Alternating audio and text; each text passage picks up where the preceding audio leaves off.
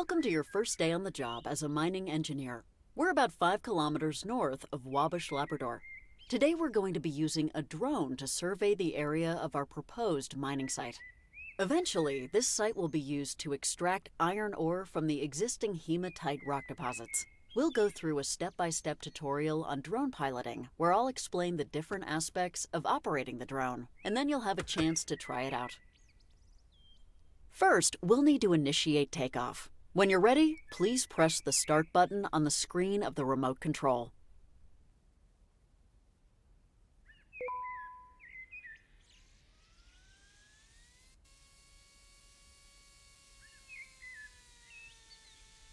Perfect! To pilot the drone, you need to grab onto the handles of the remote control with both hands. To grab the handles, pull the triggers on the back of your VR controllers.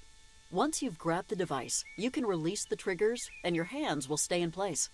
Grab the remote now. When you want to let go of the remote control, pull your hands away from the device and they'll let go of the handles. Try doing this now. Alright, now I'll explain how to fly the drone. We'll be using the thumb pad on the left VR controller for all drone movement. When you're holding onto the remote with both hands, you can press up or down on the thumb pad to make the drone fly forwards or backwards. To move the drone to the sides, press on the left or right side of the thumb pad on the left VR controller. You can practice flying the drone around now. Whenever you're ready to move on to the next step, press the button on the desk.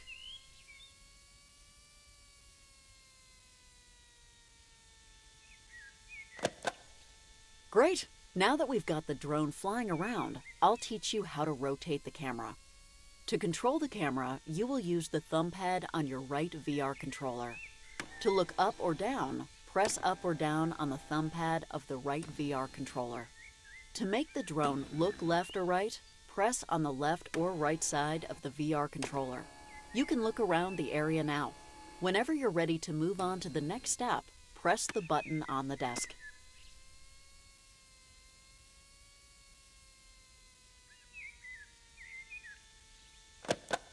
Fantastic! Now I'll go over taking photos. When you take a picture with the drone, it will be sent to the screen behind the remote control with different icons to show if the shot was accurate or not. When a correct photo is taken, a green arrow icon will appear next to it. When you take a photo that isn't needed, a red icon will show up. Finally, if you take a duplicate shot, a blue icon will appear. To take a photograph, pull either the left or the right trigger of your VR controllers. Also, if you get lost, there is a home button on the screen that will reset the drone's location. Let go of the remote control and press the home button now. Great! Now that you've gotten the basics of flying a drone down, we can move on to our main job. As a mining engineer, it's your job to gather up all the information needed to plan and build a safe, cost-effective mine with minimal impact on the environment. Today, we're going to be taking some aerial photos of key locations.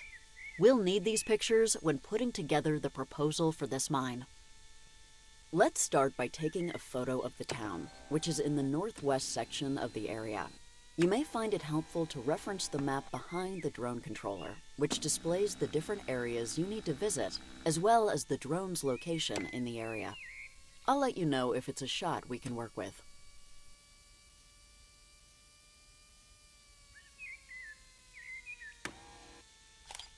Great shot! Community consultation is a huge part of building mines today. Nearby towns could be a perfect source of labor, as mines like this could create hundreds of new jobs. However, we need to work with the local community to minimize any negative impacts from construction and operations of a mine. Next, let's grab a picture of the river, which is located east of the town. Don't forget, you can use the map behind the controller to help navigate.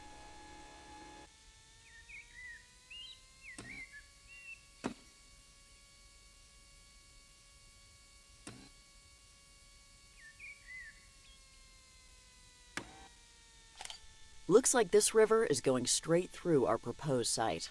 We will have to ensure the river is being closely monitored during the construction and operation of the mine to ensure it is not being negatively impacted and the ecosystem remains healthy. Now, let's grab a picture of the third location, the forest to the southwest.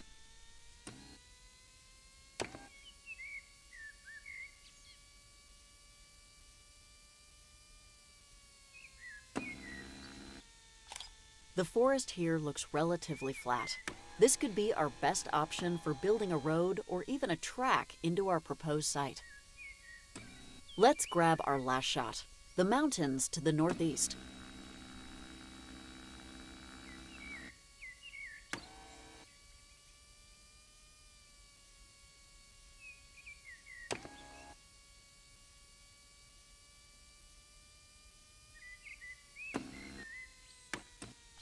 That's not what we're looking for. Keep looking. There's millions of tons of equipment and material we're going to need to move to make this mine workable.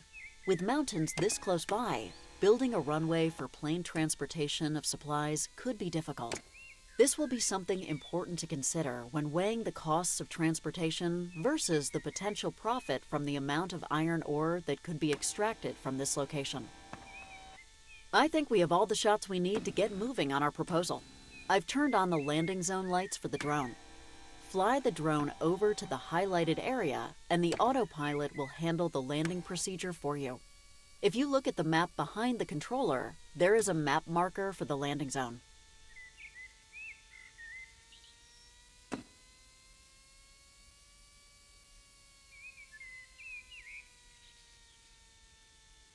Great work today. Next, we need to ensure we are regularly communicating with governing bodies and environmental groups to discuss the impact and visibility of mining at this location. Also, we will need to investigate land ownership and assess whether or not we need to propose an impact benefit agreement with Indigenous groups. If this site is approved, we'll get you back here when we need you to make a few more decisions on the type of mine we'll be constructing. See you then.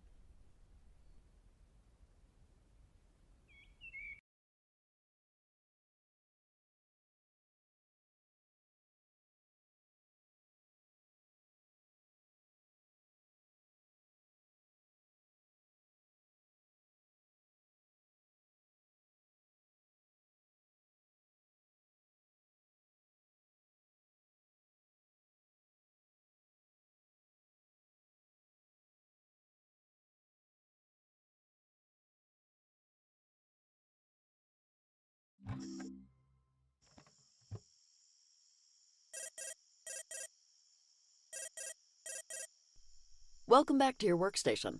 Those months really flew by, didn't they? Now that we've had time to examine all the information and assess the core samples the geology team collected, we have been able to determine the concentrate of iron ore. What we need to do is select the type of mine we'll be constructing to extract iron ore from this location. Hanging on the workbench is some of the information the geology team collected about this location. On the blueprint, you will see 3 types of mines. You can select between them to learn some general information about each one. Choose the best type of mine for extracting iron ore and press the Confirm button. Underground mining is used for extracting minerals like gold, nickel, or silver that are often hard to find on the surface. Open pit mining is used for extracting minerals like iron ore and coal that are close to the surface. Solution mining is used for extracting minerals like copper or uranium, which are typically deep underground. I don't think solution mining would work well here. The concentrate of minerals found at this location are not deep enough underground to merit using this type of mining. Open pit mining is used for extracting minerals like iron ore and coal that are close to the surface. That looks like the correct one. Great job! Now that we know the exact type of mine we're going to be constructing, we can submit the proposal to the government for approval. This process could sometimes take several years. If approved, we will see you back here once construction of the mine begins.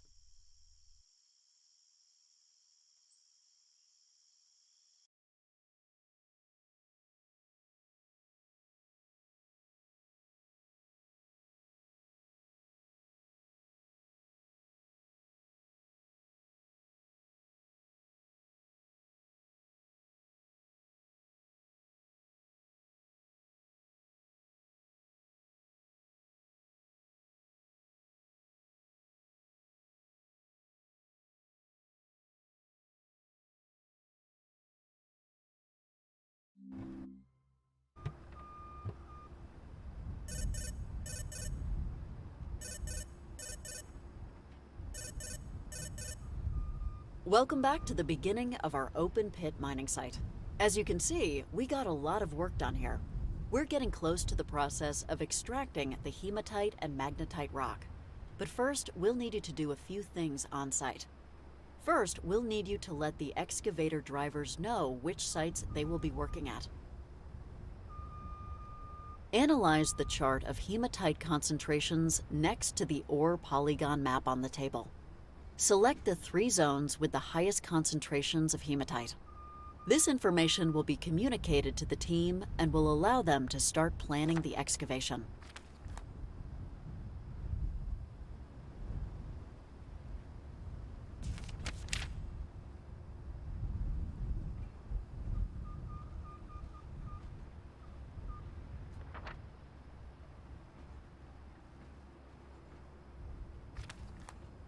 Excellent. As the engineer on site, we need you down on the pit floor to place the final few explosive charges and ensure that everything is set for blasting. In a moment, you will see a tablet that you can use to teleport to the floor of the open pit. Please select Location 1 when it appears.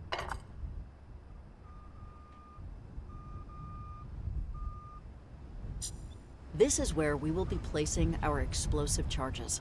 The rotary blast hole drill has already made several holes for the explosives.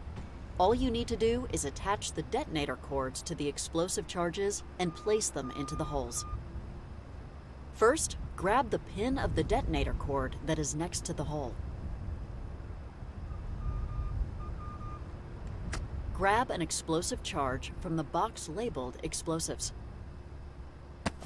Slowly push the detonator pin into the explosive charge. Carefully place that explosive charge into the hole.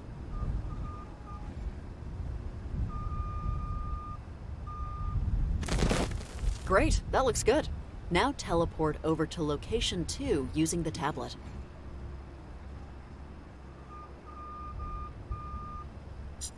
Repeat the same process for this hole. Grab the detonator pin and an explosive charge, attach and place the charge into the hole.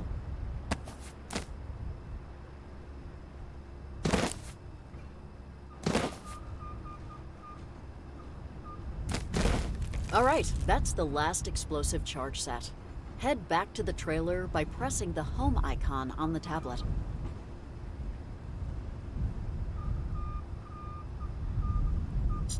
Before we can move forward with the detonation, we will need to ensure that all safety protocols are followed and inform all teams to clear the pit floor of personnel and equipment. I'll send you a walkie-talkie to call it in.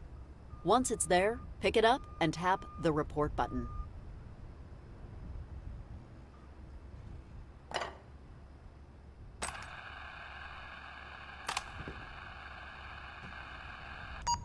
Let's give the team some time to clear everything out and check all safety procedures. I'll check back in with you later today. Now that the open pit is cleared of all equipment, we can detonate the explosives. To do this, we need to unlock the detonator briefcase on the table by entering the 3-digit code on the lid's keypad. I think I left the code somewhere in the room on a note. Once the briefcase is open, you can push the detonator button to blow the explosives.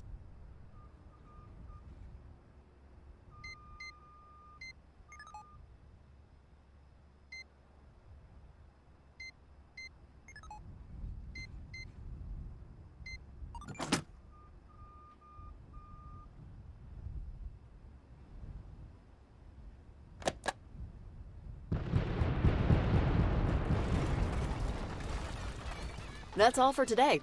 We've been working at this for a long time and are so close to starting the extraction process. Looking forward to seeing you again soon.